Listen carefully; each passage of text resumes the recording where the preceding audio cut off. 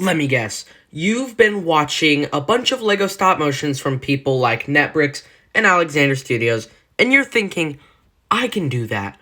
I can download Stop Motion Studio, and I can make a stop motion just as good, if not better, than those people. And you just turn out with something like this.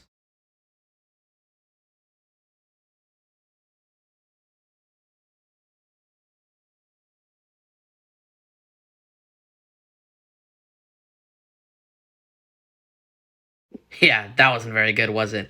That was actually my very first stop motion, and you can find that video on my channel. Go to my channel, go to the oldest page, blah, blah, blah. You know how it works. In reality, becoming good at stop motion takes quite a long time, and it's not as easy as it sounds, taking every frame and have it still look good and not accidentally bumping the camera and doing all of this stupid stuff that just ruins it. But luckily for you guys, I have some tips so you can actually start doing your own stop motion animating and get 413 subscribers. What I mean by get a good camera is get a camera where you can actually see what's going on clearly. I mean, on my old camera, you couldn't see this base plate. This base plate would be practically invisible. If you go back to my older ones, camera quality sucked because it was filmed on a tablet from like 2007, which, don't get me wrong, it's still impressive we were able to do that in 2007, but it just wasn't that high quality. Right now, I use an iPhone 12 camera, which I can't really show you the iPhone because it's kind of what I'm recording on, but just for reference, that's what I use. So use a camera that, like I said, you can see what's going on. Don't use, like, your school Chromebook. That's a bad quality camera. And also, how would that even work? Like, I don't see how that would actually work for taking pictures. What I mean by lighting is just make sure the light isn't flickering and it's not too dark. Go back to any of my old videos, not just stop motions, videos. You couldn't see anything because the way I had my camera was very weird considering where the light in my room is coming from. It was my body was blocking all of the light and it was just completely dark. If you go to some of my newer stuff, you see the lighting's fine. There is a little bit of flickering, but it's very rare nowadays.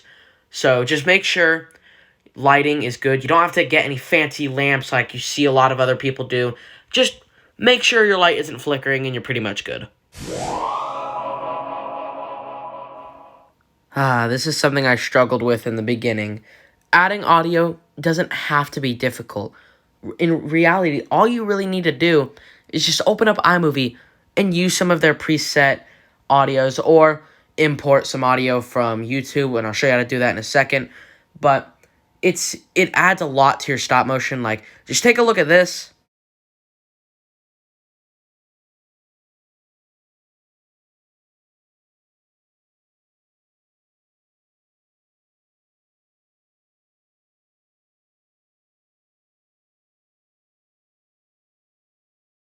Now take a look at this.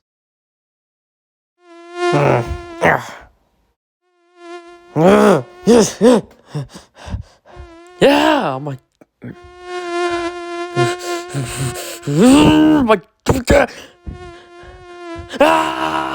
you see, without the audio, you would have no idea what is going on in that stop motion. But because I added the buzzing sound effect and the screaming, you could clearly tell what was going on. Granted, there could be more sound effects, but it's just it's the idea of it that counts, really.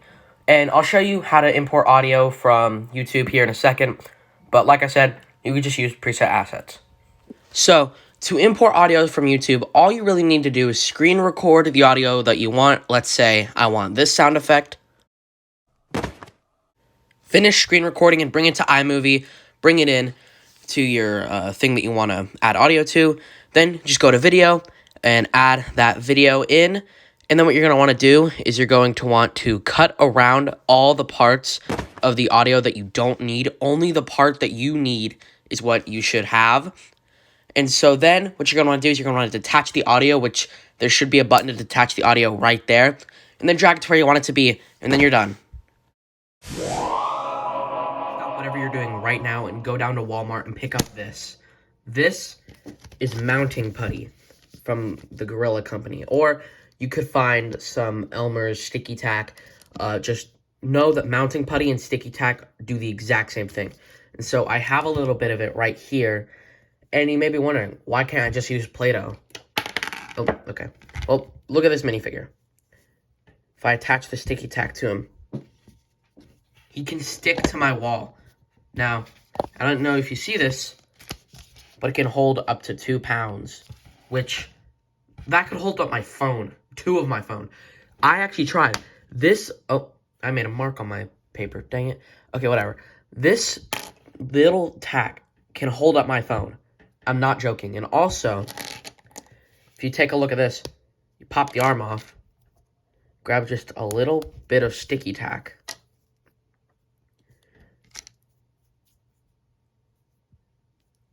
Look at that.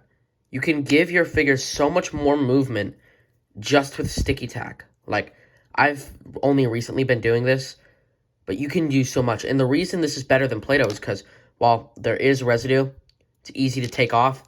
And if you got some stuck in your minifigure, wow.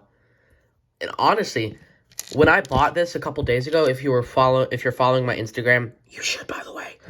I made like 3 different posts about why every stop motion YouTuber needs sticky tack. That's the reason why. This is so helpful. You'll see a lot of other stop motion animators telling you need this. And you do, if you're a stop motion animator. Like, look at this. Let's say I want to animate him falling. Look at that. And I could just mask that out. We'll get into masking later, but I could just do that. Or, watch this. I can have him doing a really epic kick. Like he's winding up to do a kick. You can give him so much more movement. Look at that. How is that not cool? You need sticky tack or mounting putty. They're pretty much the same thing. They are reusable 100%. I've been using the same little bit of sticky tack the entire time. And also, okay, yeah, it will fall off if you directly hit it, but most of the time, it won't fall off.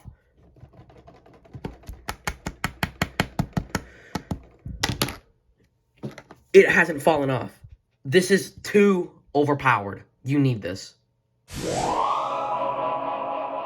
Masking. You probably don't know what this is, but if you look at some of my old stop motions, you can see I use some things to support my minifigures when they're flying. Masking is basically a way to hide that. You're using a frame where that's not in there and drawing over what you're trying to hide. So that way, it's not there, and it just genuinely looks like your figures are flying. And honestly, when I discovered this tool, I was happy. I don't know what to say. Like, I was so annoyed by seeing the little transparent bar in all of my stop motions. And so, needless to say, this was definitely a need, and I'm going to teach you how to do it. After making your stop motion, you're going to want to find a frame that you have either your sticky tack or your annoying transparent bar in, and you're going to want to erase it. Now, how do you erase it? Well, first you click on it, click the erase button, and you're supposed to click a masking frame, but I forgot to do it for this one. I'll do it for the next one, but you just erase, and look at that. Erase what you want, and you see, this one I messed up, so now I can choose a masking frame. Done. And you zoom back in. Now, that little target logo in the corner, that's not a target logo. You can pick the side of your brush, the size of your brush. And so let's say you want to go bigger or smaller with like the little brush size. You can use that, but just erase all of it. And any bits you erase, you can kind of go ham. As long as you bring back what you still need, like the torso, I'm bringing it back because I erased part of it in the arm. I had struggle bringing back because my finger's big. But still, let's do another one, shall we? Next frame. In this one, I won't forget to choose a masking frame. All right, this one. And you just do the same thing. Erase it until all the sticky tack is gone. And then replace all the bits that you messed up. Now, you may be thinking, oh, my stop motion's fine without masking. But really, is it really that good? Take a look at this. Now this. The second one's better, obviously. So that's why you need to mask. So do it. Unfortunately, we are out of time, but I have more tips to give you. So if you want a part 2, like and subscribe, and I'll see you.